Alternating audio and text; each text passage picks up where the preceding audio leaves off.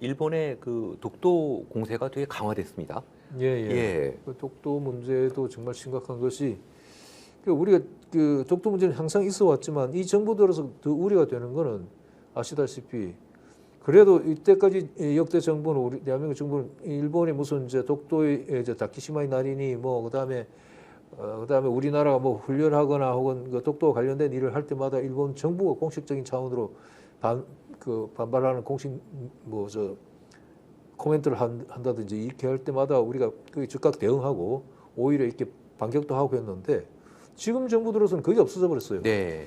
그러니까 그 말하자면 독도 문제나 과거사 문제에 대해서 일본이 우리가 이제 과거에 해왔던 그런 대응조차도 안 하고 네. 아무런 그 무반응으로 가는 경우가 많기 때문에 오히려 굉장히 위험하고 네. 여기 그 때문인지 원래는 한일 간에 이렇게 화해 국면으로 가면 일본 윤석열 정부가 거의 일본에서도 인정하다시피 거의 일방적으로 양보해가지고 지금 한일 관계 이렇게 말하자면 보기가 괜찮은 상황으로 지금 연출이 되고 있는데 그렇다면 일본 정부도 혹은 자민당 정부도 거의 상응한 어떤 양보라든가 상호상봉 그걸 통해서 이게 같이 가야 되는데 지금 상황 그렇지 않지 네. 않습니까? 지금 일본은 하루도 양보한 게 없고 이쪽만 일방적으로 양보하고 있는데 이런 상황 속에서 보면은 일본은 독도 공세를 오히려 더 강화하고 있어요. 네, 그러니까 지금 뭐 그 전부터 쭉 해왔지만 초중고등 학생들 교과서에 아예 독도는 다케시마로 일본 고유 영토라고 네. 명기를 해놓고 있고 뭐 방위백선이 무슨 외교청 선의에도 다 그대로 기입하고 그다음에 그 독자기 다케시마의 날도 뭐 그 원래는 거기 시마네라고 하는 저쪽에 우리 치면 동해 쪽에 면한 자그마한 그 현의 그 자체 행사였는데 그 일본 정부가 자꾸 개입해가지고 중앙 관리를 보내고 저번에 이제 차관까지 보내는 상황까지 갔는데 이게 윤석열 정부 들어서 이제 그리낌 없이 그렇게 하고 있단 말이에요. 네네. 그게 이제 위험한 거죠 지금. 거기다가 지금 미국의 경우도 그 한미 상호 방어 조약의 공간적 그 방어 범위 속에 지금 독도가 포함되어 있지 않지 않습니까? 그러니까요. 예. 그러니까 미국은 그 옛날 샌프란시스코 강호조약 할 때도 그랬지만 처음에는 독도를 한국 영토로 초안에는 명기했다가 일본이 반발하고 영국까지 끼어들어가지고 그걸 빼버렸어요. 그래서 지금 독도 문제가 된 건데 그때부터도 미국은 그 한국 영토에서 뺄 때 그걸 무인도로 이제 명기를 하는 거예요. 리앙크루 암초라고. 지금도 리앙크루 암초로 돼 있어요. 그래서 네. 공식적으로 이게 한국 영토로 편입이 안 되기 때문에 만일에 일본이 민간인이나 자위대가 독도를 점령한다고 할 때는 방금 말씀하신 대로 굉장히 한미 그 상호 방위 조약상으로도 아주 애매하고 곤란한 문제가 발생하게 됩니다. 문제는 그걸 갖다 방어를 우리가 예를 들어서 즉각적으로 군사적 대응을 하려고 하는데 지금 전작권을 미국이 갖고 있지 않습니까? 그렇죠. 만약에 그랬을 때 미국이 이 갈등 상황에서 전시작 정권을 가지고 그것을 다시 회복하는 것을 금지했을 때 어떻게 하죠? 그럼 대응할 수 없죠. 왜냐하면은 만일에 민간인들이 일본 우익들이 만일에 배 타고 와가지고 이거 우리 땅이다 하고 점령했을 경우에 이거 어떻게 대응하느냐. 왜냐하면은 미국이 하여튼 한국의 방위 문제 개입할 때는 무력으로 침공을 받았을 경우라고 돼 있는데 그럴 때는 민간인이 왔을 때 어떻게 하느냐. 그리고 자위대는 이제 무력 침공을 해왔을 때 말씀하신 대로 우리 그 독도가 한미 상호 방위 조약의 적용 대상이 아닌 만약 무인도라면 리앙크루라고 하는 한국 영토가 아니라면 그러면은 이게 그 상호 방위 조약의 대상이 아니기 때문에 우선 제외되는 문제가 있고 이거는 왜 이게 중요하냐면은 일본이 지금 실제 시료지배 독도처럼 시료지배하고 있는 게 오키나와 남쪽에 있는 센가쿠 열도예요. 네. 일본 중국으로 디아오이다오라고 하는데 그 디아오이다오 센가쿠 열도에 대해서는 미국 대통령들이 명시적으로 만일에 그게 중국이나 다른 외부 세력에 의해서 점령당하거나 분쟁이 되면 한국은 미일 안보조약에서 적시 개입해서 미국은 일본 그걸 지킨다, 함께 지킨다라고 몇 번이나 얘기했거든요.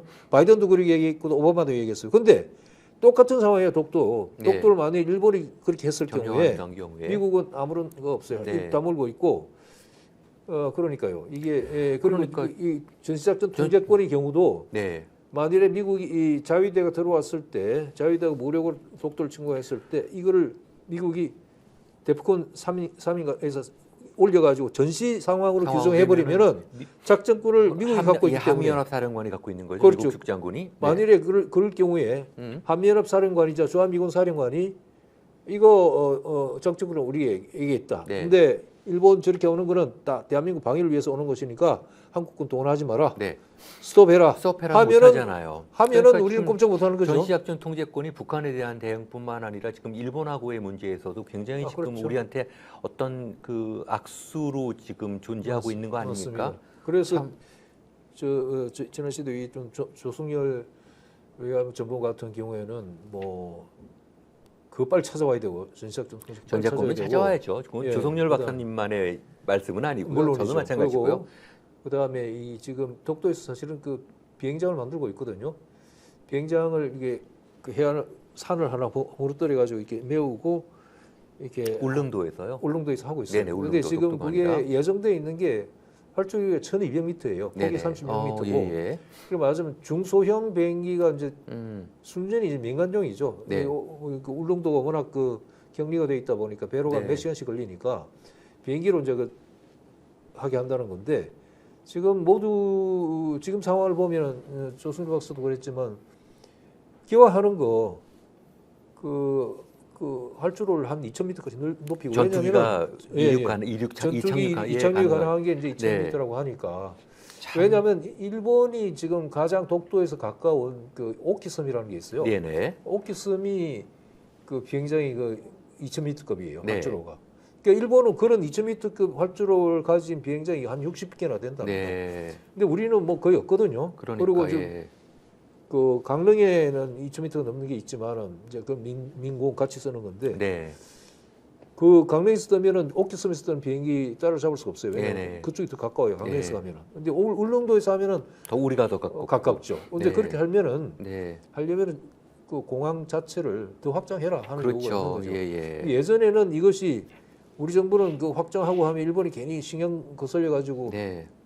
오히려 한일 양국 간에 안 좋다고 그래 가지고 조심조심 하다가 최근에 이제 그 민수용으로 순전 민수용 전제를 따라 지금 하고 있는데 야, 예.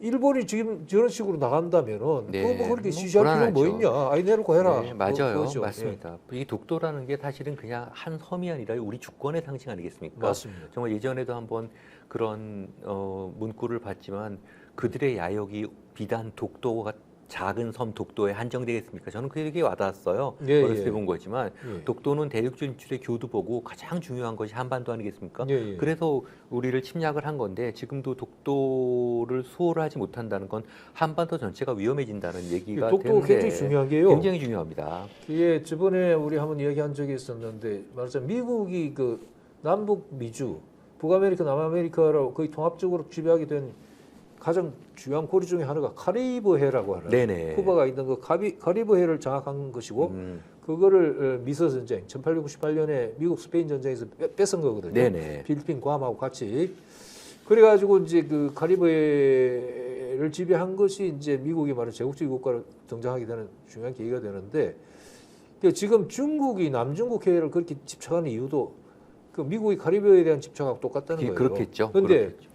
이게 독도가 장차 지금 북극 항로가 이제 열리게 되면은 북극 항로가 열리고 지금 그 빙산이 녹고 있기 때문에 앞으로 아시아 쪽하고 아시아 태평양 쪽 물류가 북극을 통해서 가면은 한 3분의 2 이상 더 가까워지니까 네. 굉장히 이제 그쪽을 많이 활용하게 될 거라는 거예요. 그랬을 네. 경우에 마치 지금 우리 동해가 독도가 네. 있는 동해가 중국의 남중국해나 북남 미주의 그 카리브해와 같은 그런 위치에 그런 딱 역기- 등장하게 되는데 네.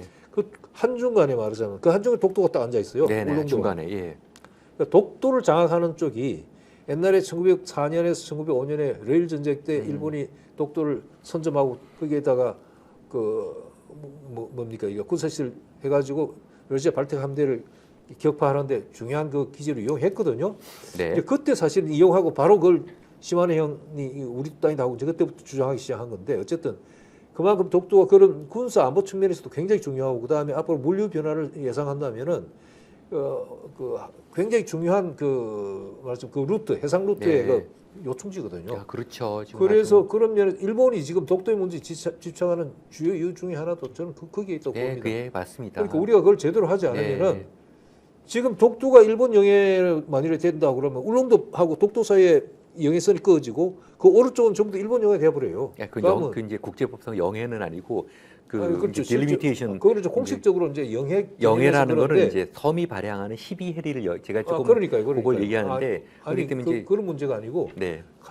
남중국해도 마찬가지예요. 네. 거기에 뭐 세시엘 군도나 뭐저뭐 그걸 뭐라고 그러니? 세이셸은 저쪽 세시엘이 아니고 저기죠. 저쪽 저 그- 마다가스카르. 네. 그 뭐죠? 카리브해 연안들이죠. 카리브 예. 말고 저기 저 남중국해 섬들이 갑자기 아, 파라셀 예. 군도하고 뭐 있어요. 파라셀하고 예, 스카보로 예, 예.